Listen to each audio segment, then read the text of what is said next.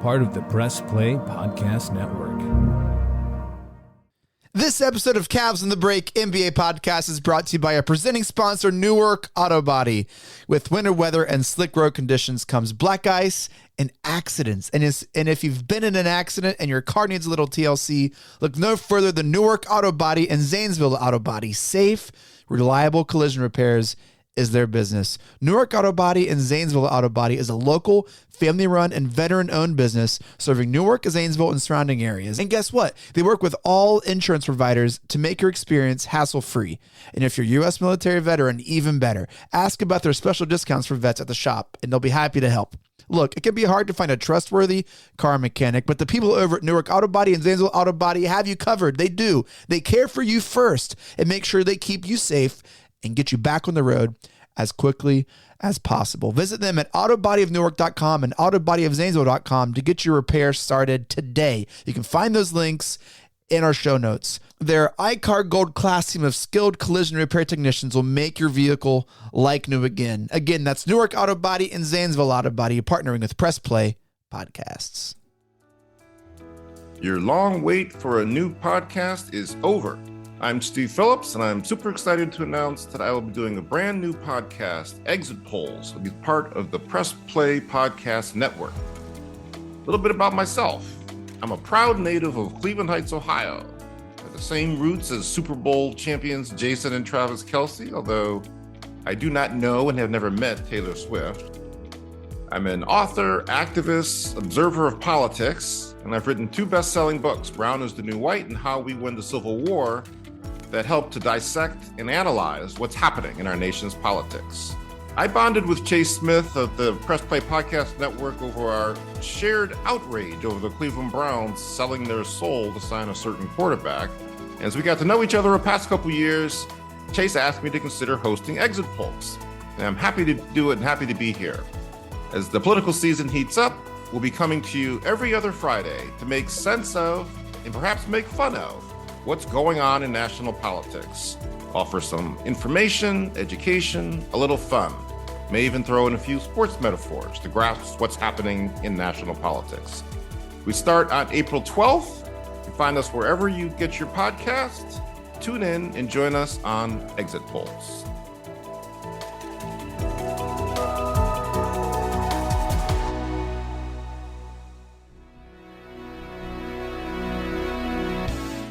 Iguodala to Curry, back to Iguodala, up for the layup. Oh, blocked by James. It's over.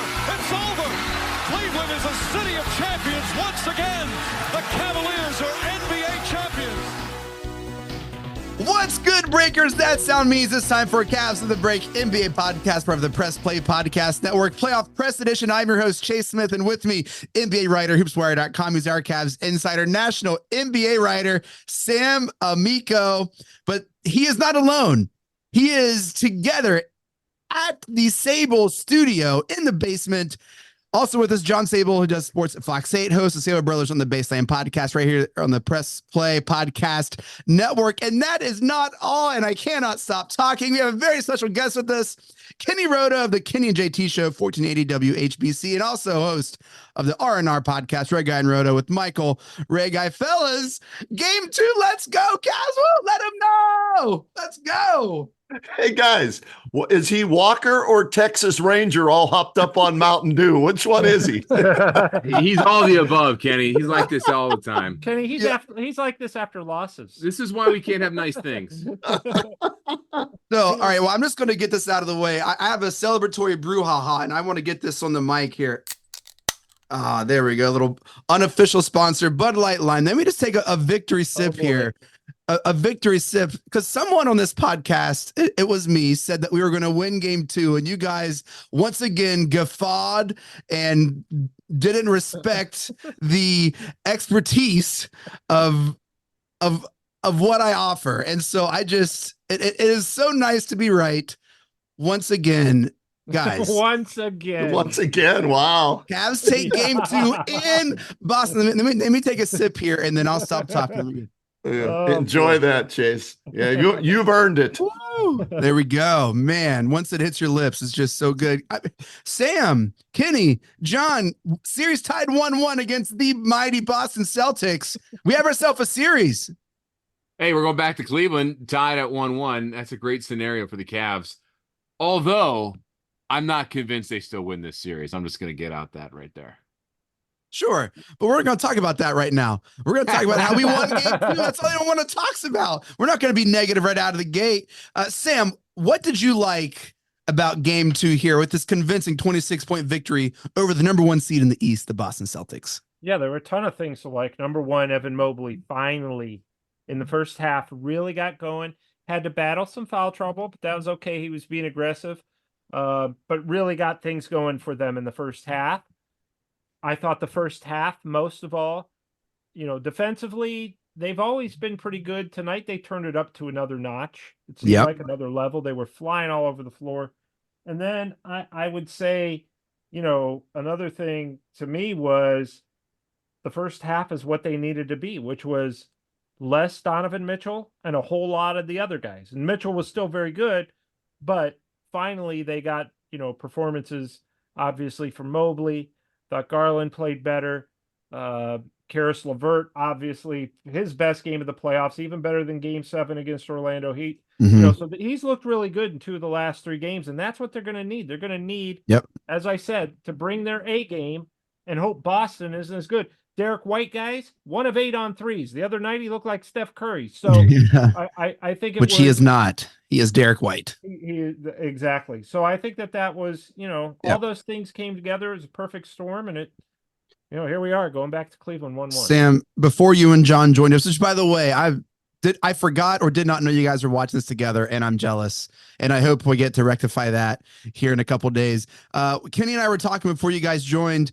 Best Evan Mobley game ever, Kenny.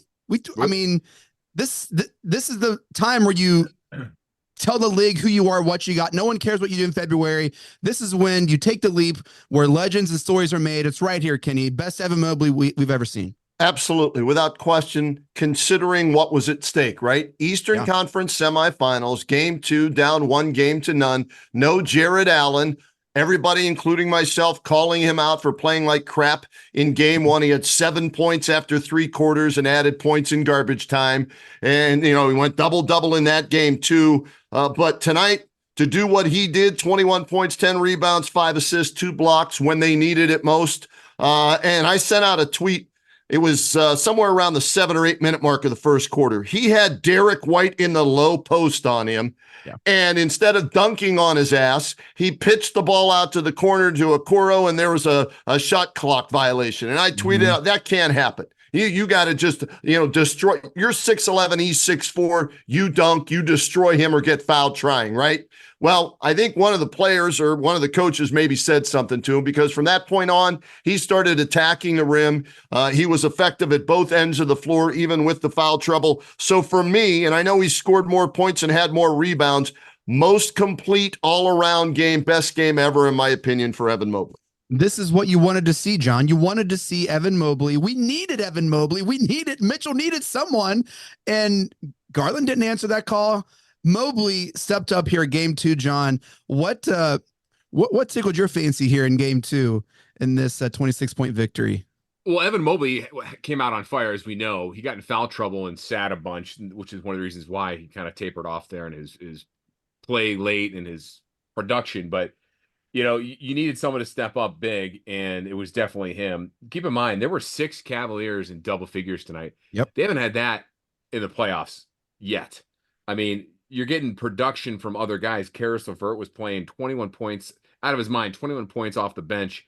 I always tell us to Sam watching the game. It's like, did they ever examine the basketball after a Karis LeVert possession? Is that ball lopsided because he dribbles the ball so damn hard on the floor? I've always noticed that. This was the best shooting performance the Cavs have pretty much had all playoffs. And you caught the Celtics on a bad night, and when the Cavs, when the Magic were in the Magic series, when the Magic were playing one of these really bad stretches, the Cavs went in bad stretches. They never had an opportunity to take advantage of them.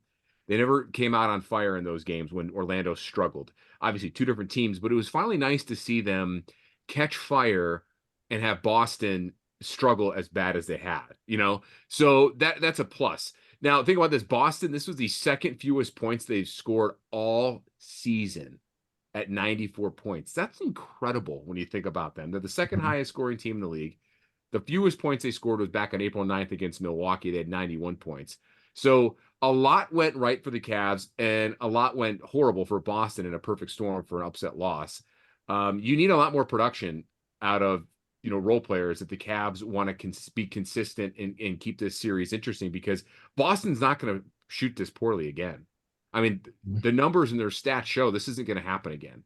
And so if you're looking at what's going to happen in Cleveland, I expect two really close games, or at least Boston's going to catch fire and Cavs need some other scoring help because Donovan can't do it again. I want to see Evan Mobley do this again. I need to see more consistent, production out of him. I need him to be aggressive in the paint and not shy away.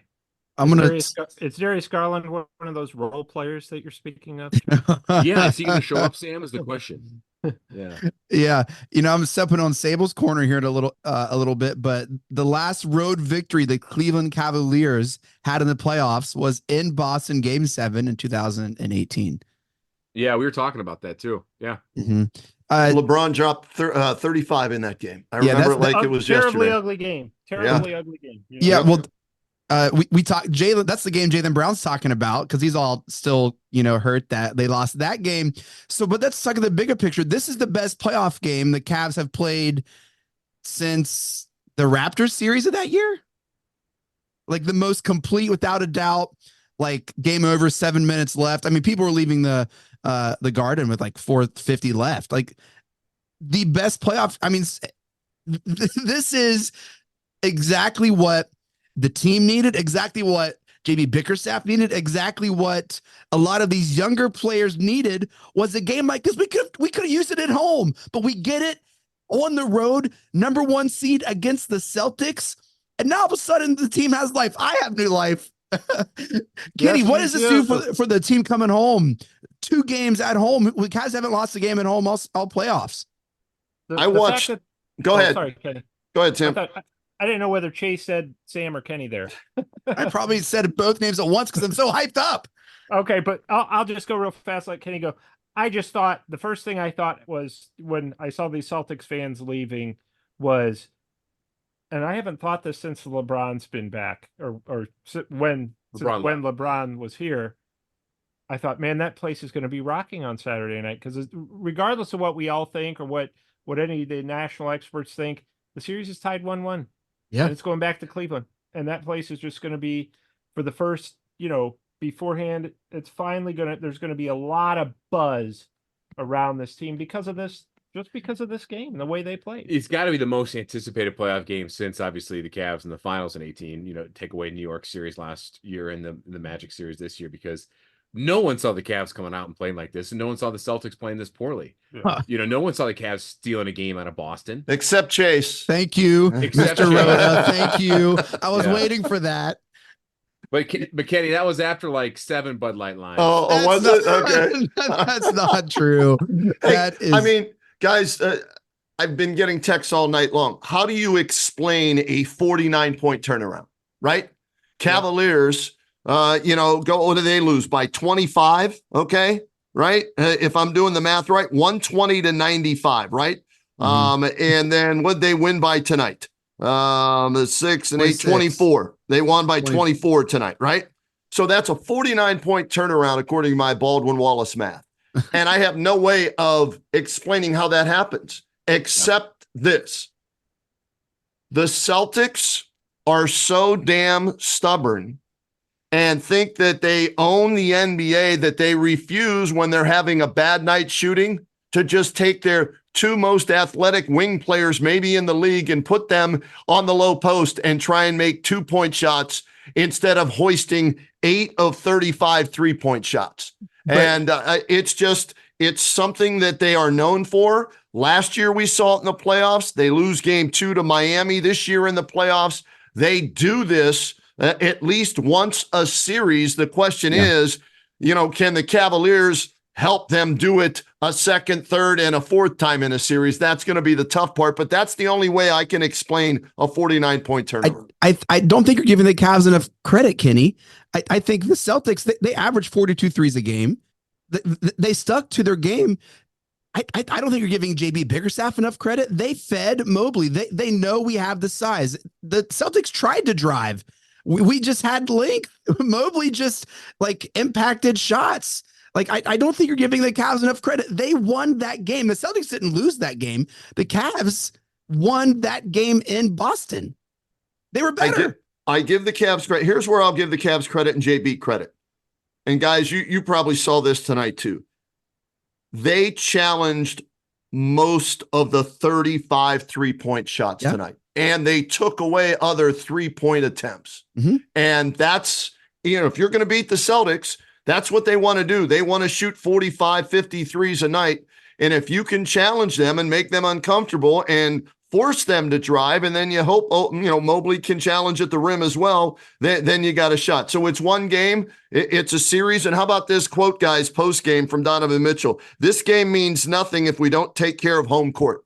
Love the mindset. Love the attitude there from Donovan Mitchell. And one of the things too we talked about, Kenny, this is a different style of basketball than what we played against, than what the Magic forced us to play. The Magic, Sam, super physical. It's like backyard, like we're going to the park and play ball at 9:30 at night, kind of like bully ball. This is a little more finesse. This is a little more the pace. The Cavs played with excellent pace tonight too.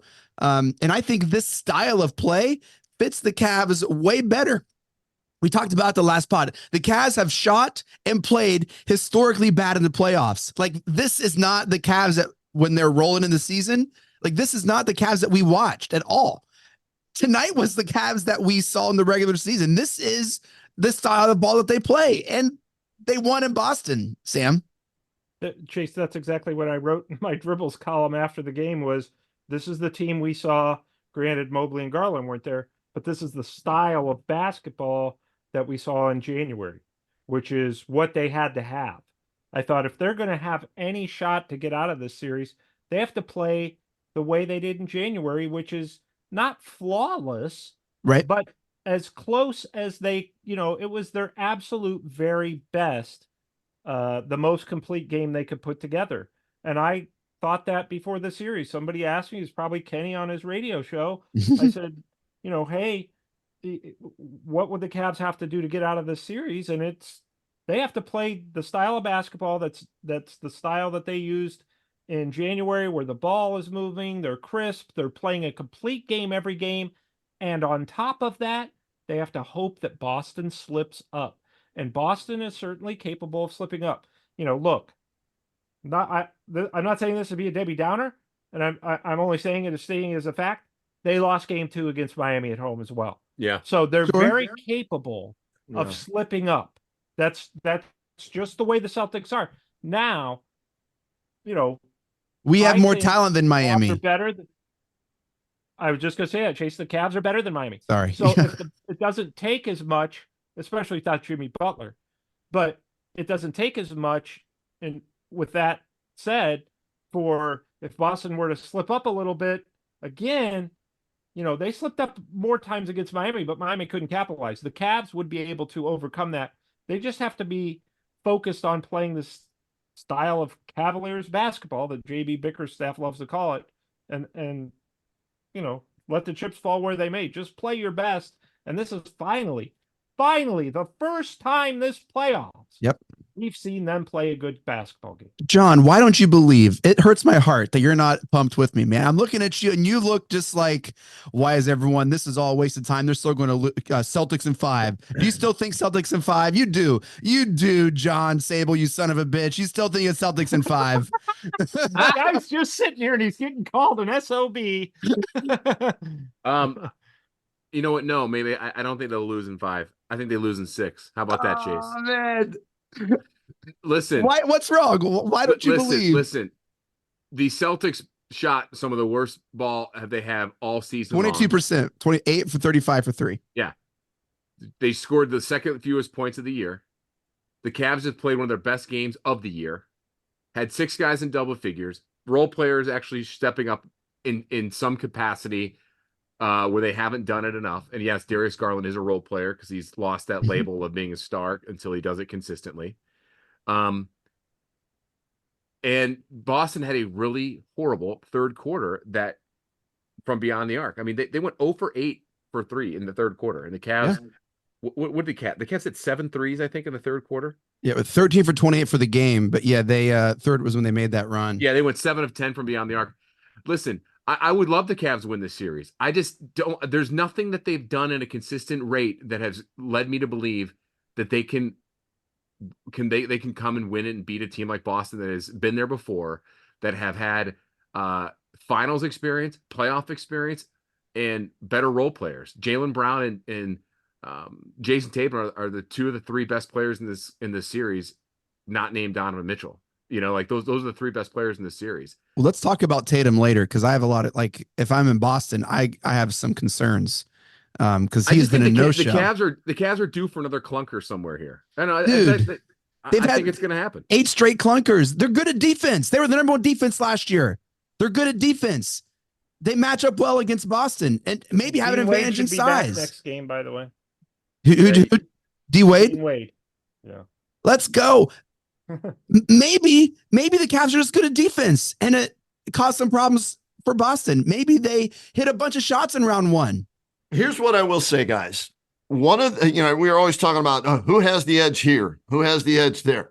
The one thing, and I hadn't said this all year, the one thing I felt good about was the coaching matchup, right? I never feel good. I'm not a huge JB guy.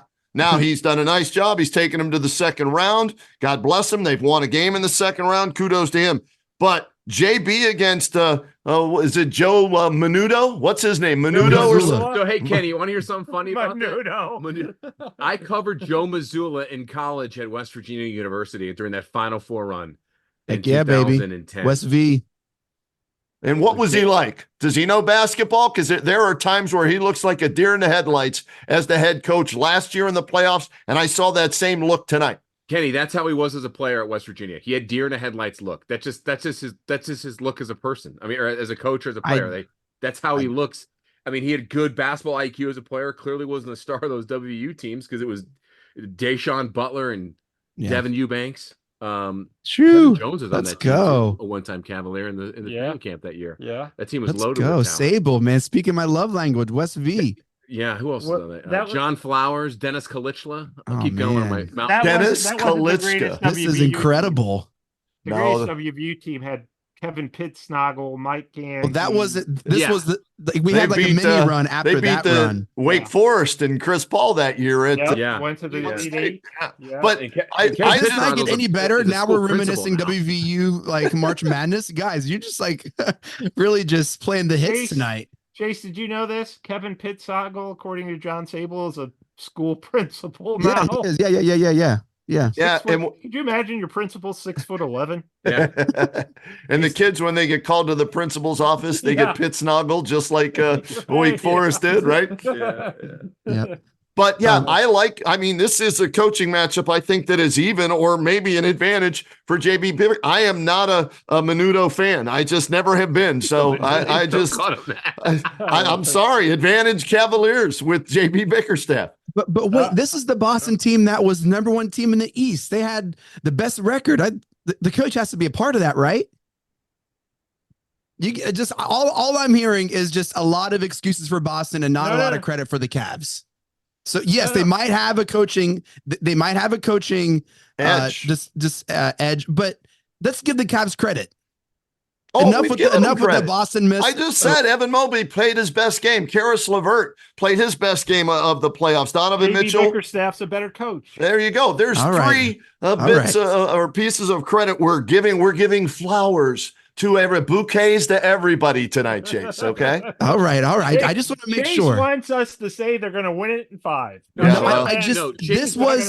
Chase wants us to say the Cavs are going to win the championship. No, that was Red Guy's prediction at our halftime show. That's at our All-Star show. No, I just want us to. This is exactly what this team needed. This is the whole conversation for the season and even into the playoffs. If the team is all about like taking steps and like, can we improve on from last year? Well, they won a game in round 2 and it wasn't a home game. It was at home against the number 1 seed Celtics. These players and coaches are making a really hard case for the Cavs to move on. That's what we've been talking about in round 1. That's what was echoed maybe after the first game in round 2. Like at some point that has to stop. And at some point that's irresponsible for us as podcasters and people in the media to continue to say, what about this change when we're continuing to make strides and move in the playoffs? Chase, do you realize how close the Cavaliers organization was to getting totally blown up in the first half of that Orlando series? There were people that I talked to down at that game that were concerned, okay, because they were down 18 and the coach could have got fired, the entire staff, the general manager could have got fired, players could have been traded. Okay? But now look, we want to get I know. I'm just saying that. So they won a series they should have won, and they did take a step further, and they won a game here tonight. Let's see moving forward. Guys, do you think this saves JB's job because he won one game against the Celtics? No, absolutely. No. Neither do I. Kenny, I think the only way this series would save JB's job is if it goes 7 and the Cavs lose by like 2 or 3. I think they have to be like this and be able to play. Yeah. They'd have to be able to show that they could have the series. Maybe it has to at least look like it could have gone either way. Yeah. Listen, Chase, if they come home and lose 2 games to Boston, which is certainly possible. Sure. Then there changes nothing. And Donovan Mitchell just said that. That's all we're saying is, okay, hey, great game, best game of the playoffs. Guess what? They had a great game in game 2 against the Knicks in the playoffs last year. They did. The Garland game. You have to build off of that. Right. The Garland game. And that probably was his last really great performance. But this gives him time, and it shows the GM and the fans what Mobley could be and what and the caliber of play this team can play. Right. And the question is now, if you're the front office, is why are we waiting? Why is this just now surfacing in game 2 of the playoffs? That's the question. So everything now being even, like, okay, look, they played their best game of the year right here, right when they had to. Where do we go from here? And I think that's a question. Wouldn't it be great? Wouldn't it be great if they actually did get out of this series? Oh, geez. Because absolutely. Then you're playing the Knicks or the Pacers, who are banged up and inexperienced. Then I would stop coming on the pod because Chase's head would explode. Now, Sam, don't you agree though? Don't you agree? Like we are giving props to the Cavs. We're also making valid points as to why Boston struggled and why this could very well be a fluke on Boston's side. Sure. Not so much a fluke on the Cavs side. Right. Despite a massive outpouring of support in terms of guys scoring, right? But don't we also need to be a little more realistic? Like, this Boston team is still really, really, really good, and they're proven, but also they don't have clunkers like this. Right. Yeah. They don't. Yeah, they really don't. They had 2 clunkers all season. Yeah. When I mean clunkers, I mean they do them they do have clunkers in the playoffs. Miami already. This is the second one this season. So I don't know what number do you consider a trend? Before, one's a fluke, 2, okay, I'm paying attention to it. Is 3, like Lou Brown said, 3 games a winning streak. So is 3 a trend? I don't know. I would say 2 in a series is a trend. Okay. All right. I would say that, Kenny, because it's a good question. And that's a fair question, because if let's say this series goes 6, okay, and the Cavs lose, I would like to see in the next Cavs win, if it goes 6 or if it goes 7, how close Boston was. Did they have another clunker like that, or did they have another game where they just got flat out dominated? Because it doesn't happen often. Yeah, there's only been one series before this, and that was Miami. You got to go back 2 games during the regular season where they scored under one under 100 points in the Milwaukee game, and then they followed that game up actually with a loss to the Knicks at home, but they scored over 100 points that game, and Brunson had a great game that matchup too. So I don't know. I'm just saying, Chase, I just want you to pump the brakes a little bit, because Sure. history will show you that Boston isn't going to do this again. They've bounced back. I will say they did have a couple of clunkers when they could have clinched the East, and then they played like back-to-backs against the Hawks, and they kept losing them. Yeah, but what does that remind you of, though? That reminds you of the Cavs with LeBron the last right that when second year. They couldn't Look, I just think if we have these young players and we want them to experience these things in the playoffs, this is an incredible step for Mobley's development. It is. It's an incredible step for the team and their confidence to see the ball go through the basket so many times. So I've, as you both know, and Kenny probably knows this too, as so is Kenny, I assume you are, and I know for a fact Sam is. We've been very hard on Evan Mobley, very hard on Darius Garland all season long. Yeah. Chase, you have too, to an extent. Yes, I have. This could be a turning point in Evan Mobley's like short term for the season, for the series for him. I don't think it's a turning point in his career, but I want to see how if there's one guy in this series in game 3 I want to see you to play, it's Evan Mobley. Yeah. I need to see, can he carry over any of this confidence?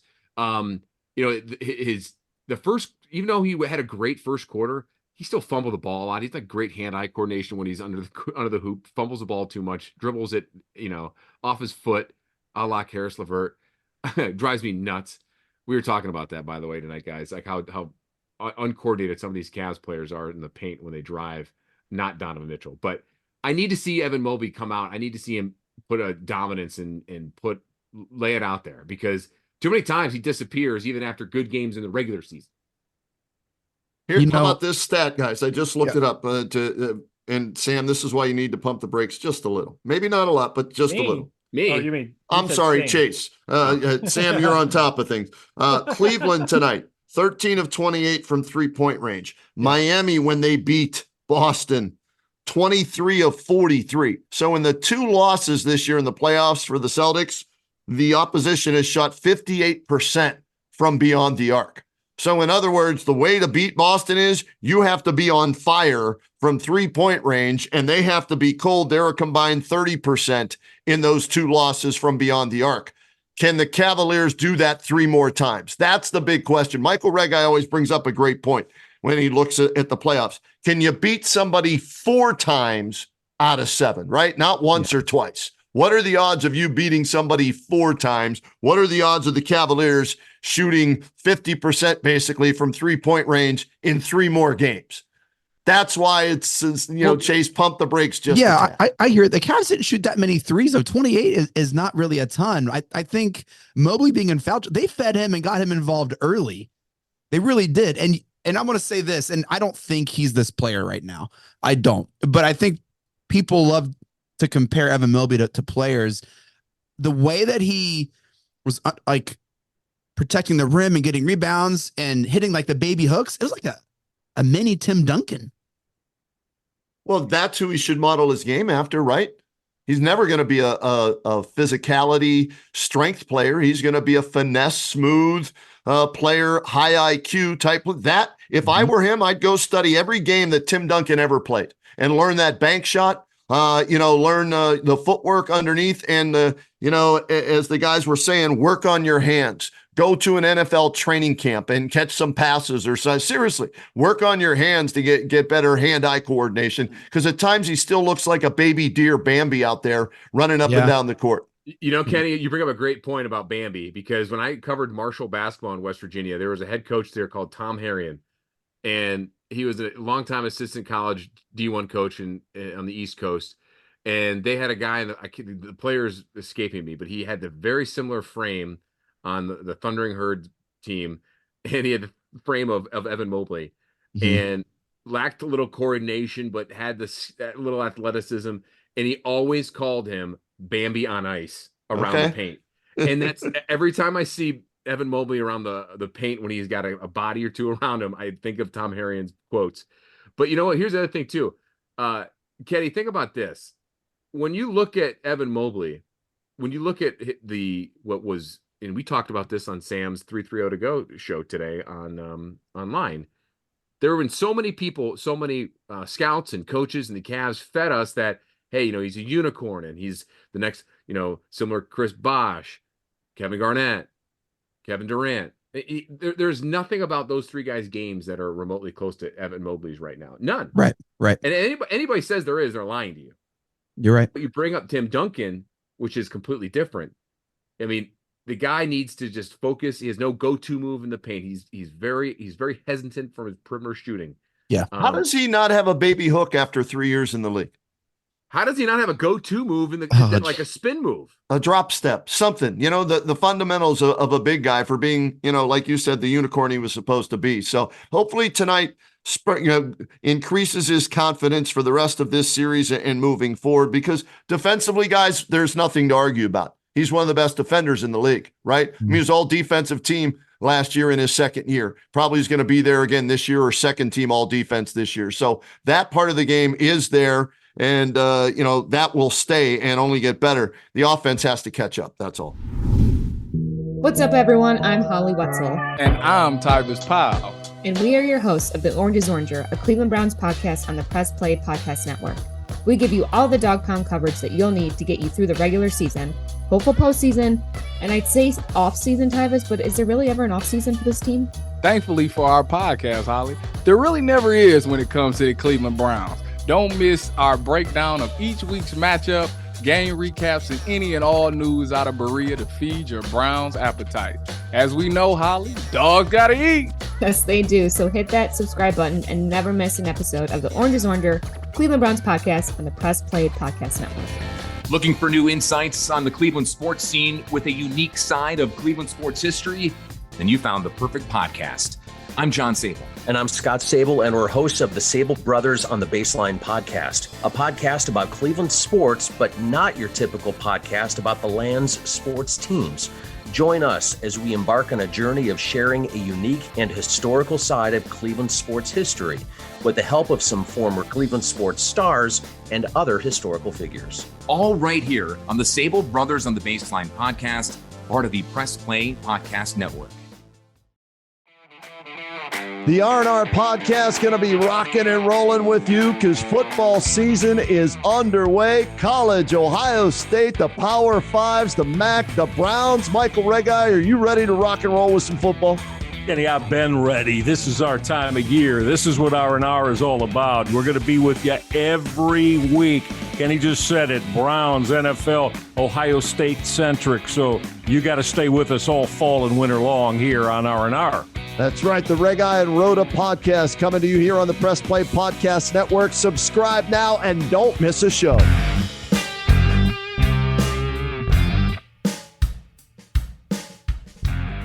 Hey, I'm Jason. And I'm Gary, and we love ball cards. And if you love ball cards too, good news. You just found your new favorite podcast. From breaks to grading. And from collecting to flipping, join us on the Ball Card Show. The sports podcast for the sports collector. Can I share my concern as a CAVS fan about this series? One? Wow. I do. Okay. We haven't experienced another sip of their Bud Light Lime or whatever it was. Bud Light Lime, baby. Let's go. We haven't experienced a Jason Tatum game yet. And if they beat us so handily in game one, and he was pretty much non-existent this game, are we going to see Monster Tatum on the road 3-4 in Cleveland? Well, they were both seven. They were each shot an identical 7 of 17, Tatum and Jaylen Brown tonight. So, in the first game, you're right, Chase. Jaylen Brown went nuts. Tatum was okay for him. He's just okay for him in this game. Yeah, you're right. I mean, he's due for a monster game. I will say this. Cavs have done a nice job on him. And I think that, where they struggled against Orlando was you have Isaac Okoro on a guy in Paolo Banchero who's 6 inches taller than him, and probably the best young player in the Eastern Conference. Now, Tatum's way up there, but he doesn't have that height advantage. He's got a different game than Banchero. He's not going to overpower you. Mm-hmm. And I think that works to Okoro's advantage. Okoro had and Strus guards him too, and Strus gets physical with him. Yeah. And it annoys him. And that's the point.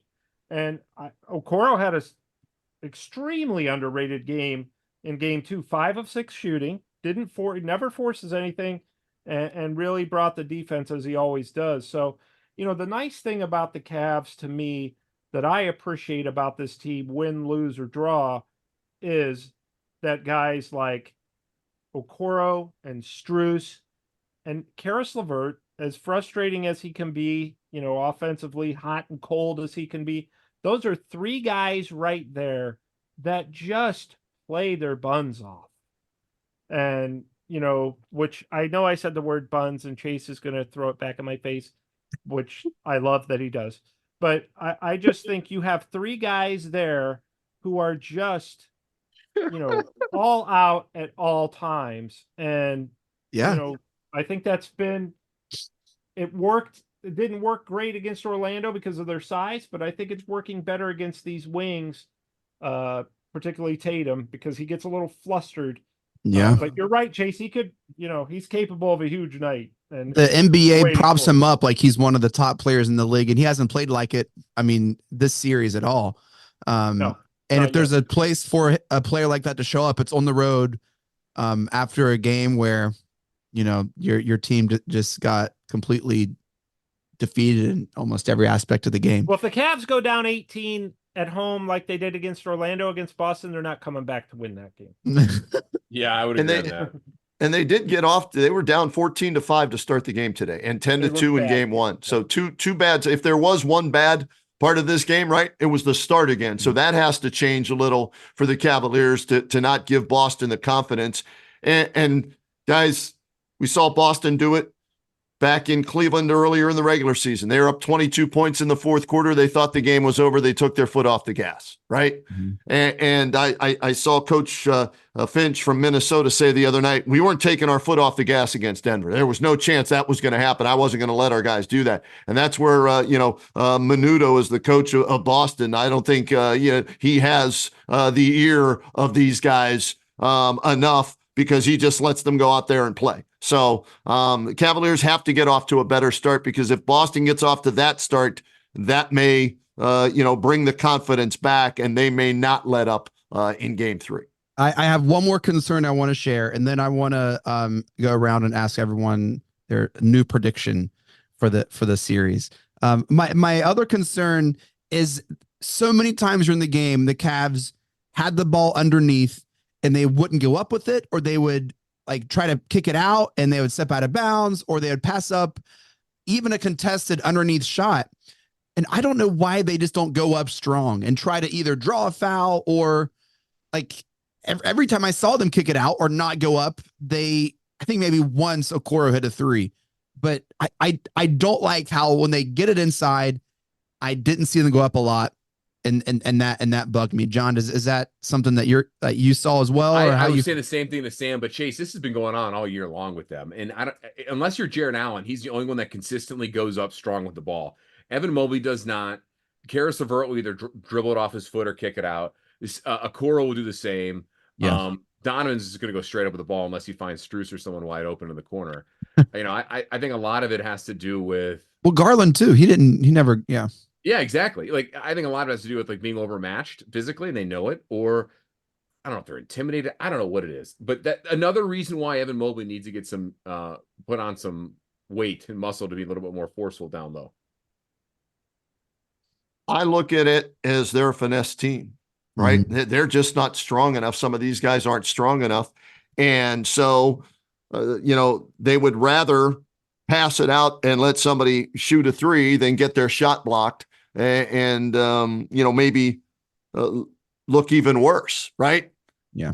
I don't know how long it's going to take Evan Mobley to put on 25 pounds and get stronger. I don't know if he ever will. This may be like Duncan. Duncan never really got really strong, right? So I think he may just have to learn to be this finesse player with more moves and footwork and tricks of that nature. You're right. And if he is that player, he's got to adapt to that. Yes. And that's on the Cavs. That's on the Cavs coaching development on that side. And I don't know what it is. It's going to be interesting to see what's going to happen after the series if JB does get what the staff will do with him, because, you you get a new influx of philosophy in there. Does that change that? Or if they keep the same guys in there, are they going to do something different to his development? I mean, something has to change with that. And, I think this playoffs in a way have shown that a little bit, especially that Orlando series. We thought it showed that last year against New York. Maybe the light went on for Jared Allen. Unfortunately, he's not playing right now and probably, won't play the rest of the playoffs. Who knows with that rib injury, but it doesn't look like it is. So the light went on for Jared Allen. We just got to know when that light's going to go on for Evan Mobley. Hopefully tonight was a little flicker.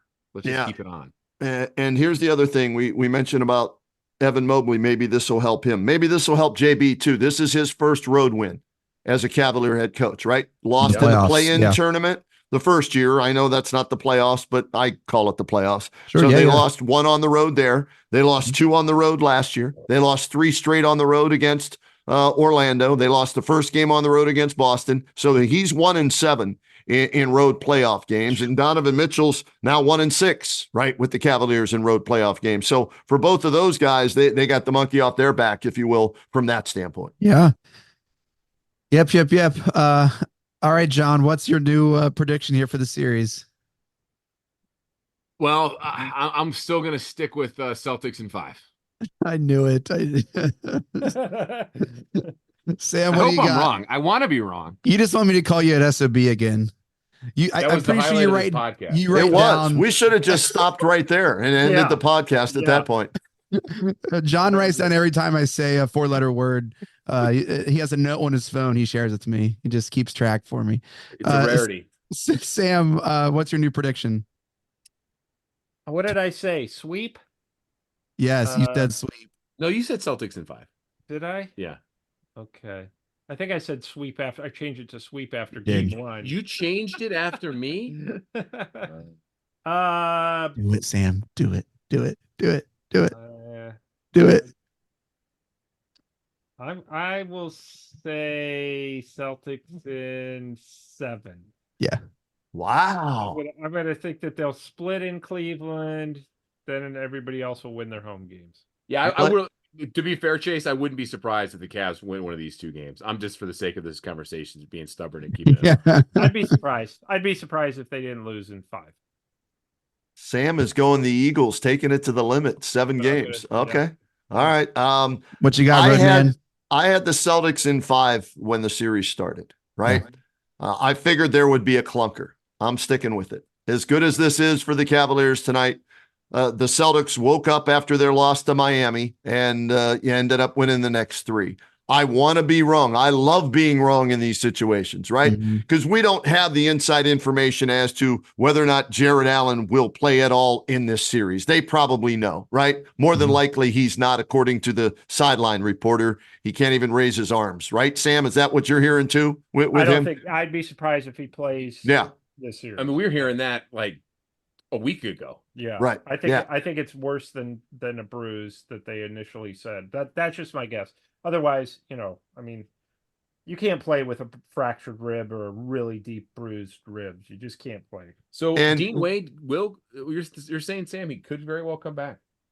Everything I'm hearing is he should be back for game 3, if not 3, definitely 4. How about this, Sam? I don't know how good this source was, but in the Orlando series, I'm watching the game, sitting in the seats, and a local college coach is sitting behind me who said he lived next to Dean Wade's agent. Right? You always were the 6 degrees of separation. I can't wait to hear this. Okay. Right? I don't think a college coach would lie. Right. Well, exactly. Never. So it's like, okay, what are you hearing? Well, they were debating having surgery, but they elected not to. And they think if this gets to the next round by game 4 against the Celtics, more than likely that he could play. So there's 2 sources now. Sam's whatever he's hearing, and my college coach that was drinking beer like Chase sitting behind me at the Cavs game against Orlando is telling me that. Do we know what happened to Dean Wade? He left to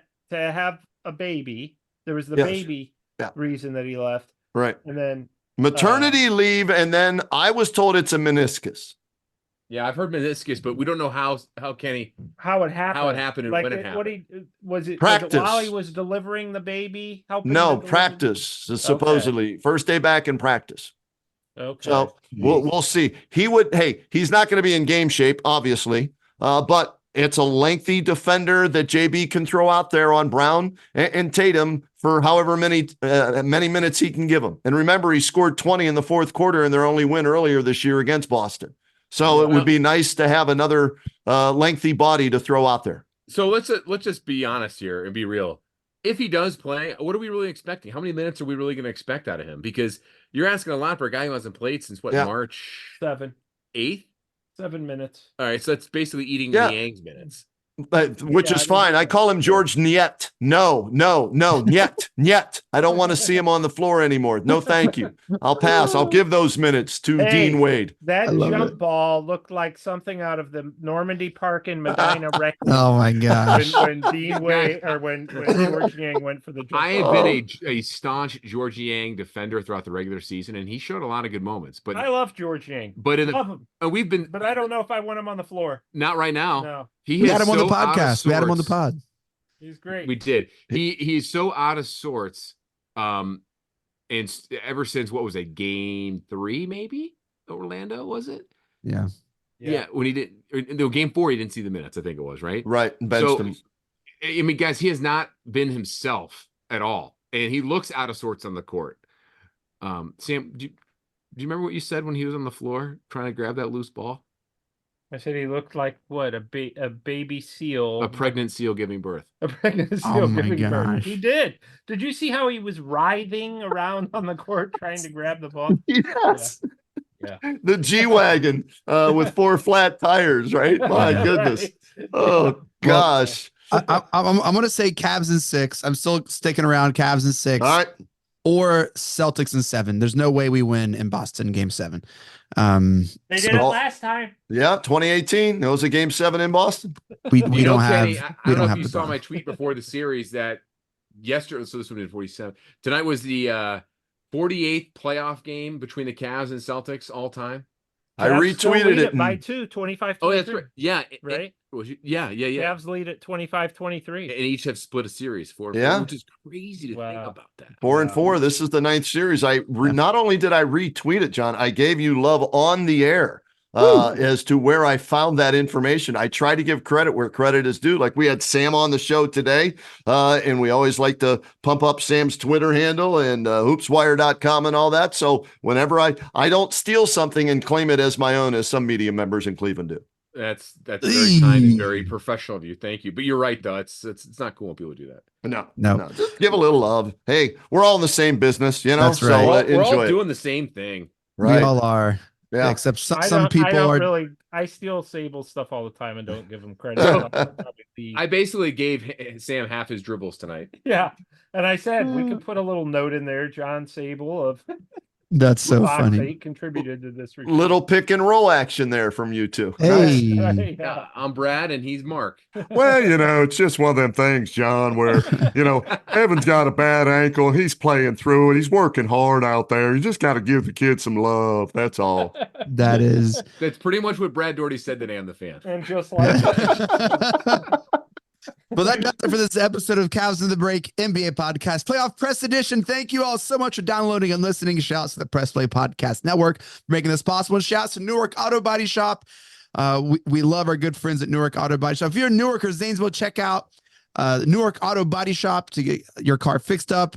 Any bumps, scrapes, scratches, dents, they will take the best care of you. Make sure to follow us on Twitter at Cavs on the Break. We always follow back. Follow Sam on Twitter at Amico Hoops. Catch all of his works and writings at hoopswire.com and at Wire Hoops. You can also catch John Sabol at John_Sabol, Fox 8, and John_Sabol. And Kenny, thank you for joining the show. We talked about sharing the love. You are just always so kind and willing to come on the show. So thank you, Kenny, for joining us. Where can we listen to all you, Kenny?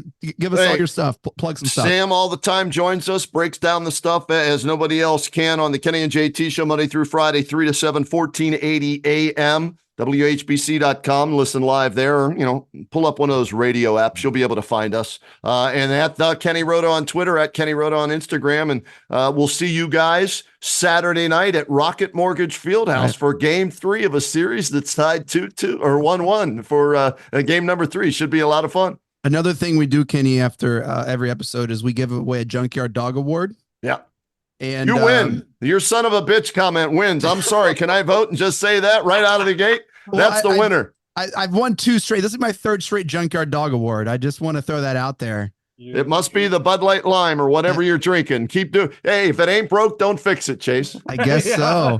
I was talking to a friend before the pod, and he wants to give Sam and John the Anthony Bennett Award for just your lack of faith in the Cavs and your continued think that they're going to lose. Anthony Bennett Award. The Anthony Bennett Award. Ultimate in low.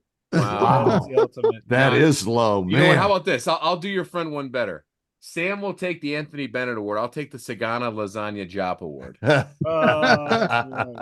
don't know if I know that one. You know, one of the bigs that played for John Lucas. Come on. D. Sagana Diop. That's what he called him. D. Sagana Diop. Another big. He wasn't as good as another big, Kenny. Chris Mims. That's my guy. Right. He's the softest player in the NBA, right, guys? He can't beat up anybody's. All right. Well, I'll take the 3rd straight Junkyard Dog Award. Shouts to Connor Loud. Thanks for listening, bro. Love you, man. Mike Breen, take us out. Congratulations, Cleveland. Your decades-long wait is finally over. The Cavaliers are NBA champions.